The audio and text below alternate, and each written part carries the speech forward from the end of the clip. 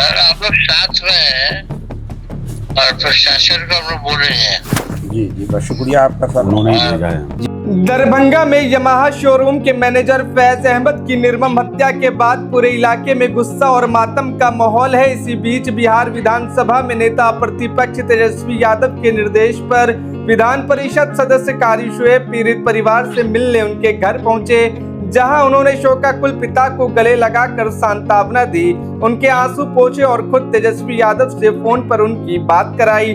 तेजस्वी यादव ने पीड़ित परिवार को भरोसा दिलाया कि फैज को इंसाफ दिलाने की लड़ाई में वो और उनकी पार्टी पूरी मजबूती के साथ खड़ी रहेगी तथा हर संभव सहायता उपलब्ध कराएगी।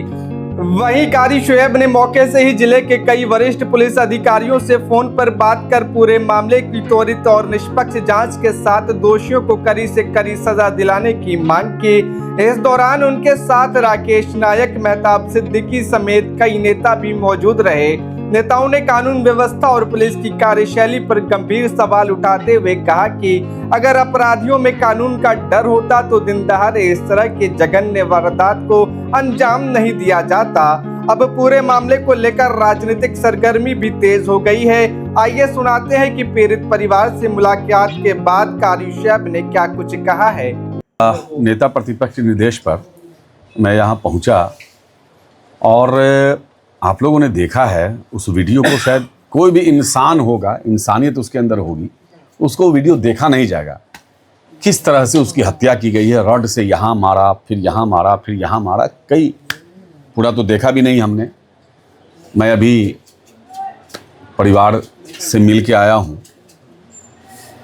नौजवान लड़का, 30-32 साल का नौजवान, और इतना शरीफ, मोहल्ले के सारे लोग बता रहे थे एक तरफा कि भाई किसी और के साथ ये मामला होता तो हम लोग समझते ही कोई बात हुई होगी।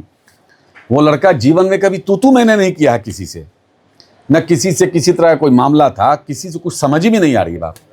हमने एसपी साहब से भी बात किया है, डीआईजी साहब से भी बात किया है मैंने। उन लोगों ने एक की गिरफ्तारी हुई है, मैंने बताया कि भाई एक और है, उसको भी पकड़िए और इसकी सही तरीके से जाँच होनी चाहिए, क्योंकि जिस तरह से वो मार रहा था वो ऐसा लग रहा था जैसे कोई जहर भरा हुआ है उसके अंदर, कोई नफरत है, उस तरह से मार रहा था। वैसे इस सरकार की जो हालत है वो आप देख ही रहे हैं। इसी दरभंगे में 5-5 साल की बच्ची का बलात्कार हो रहा है। प्रतिदिन बिहार में कोई ऐसा दिन नहीं है कि जो हत्या और लूट बलात्कार नहीं हो रहा हो। सरकार को तो कोई मतलब है नहीं, सरकार को तो खाली बंगला, कोठी और सिक्योरिटी गार्ड, मतलब मुद्दे से भटकाने के लिए। नेता प्रतिपक्ष ने भी बात किया परिवार से, मैंने बात कराया, उन्होंने भेजा था, फिर उन्होंने बात किया, फिर उनके परिवार वालों से मैंने बात भी कराया, उन्होंने पूरा भरोसा दिलाया। आप लोगों ने देखा होगा, आप लोग तो थे ही वहाँ पे, कि नेता प्रतिपक्ष काफ़ी गंभीर हैं और लगातार बिहार में सुशासन नाम की कोई चीज़ है ही नहीं। सरकार का इकबाल पूरी तरह से ख़त्म हो चुका है और सरकार को इससे कोई मतलब भी नहीं है।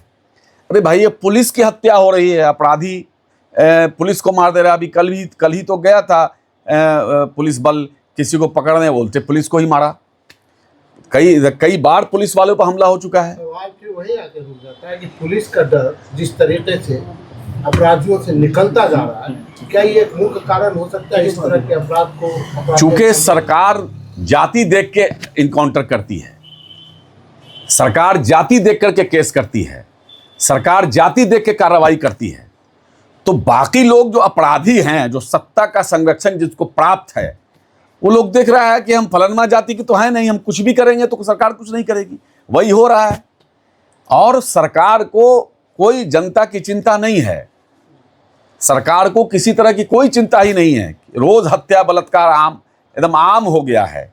इसी दरभंगा में लगातार हत्याएं हो रही हैं। कोई ऐसा दिन है जहां हत्या हो रही? लोग अभी तो सब लोग मिल रहे थे, लोग कह रहे हैं कि अब हमको नौकरी में जाने में डर लग रहा है, लोग कह रहे हैं कि कहीं किसी काम से जाने आने में डर लग रहा है, कहाँ क्या हो जाए कुछ पता नहीं है।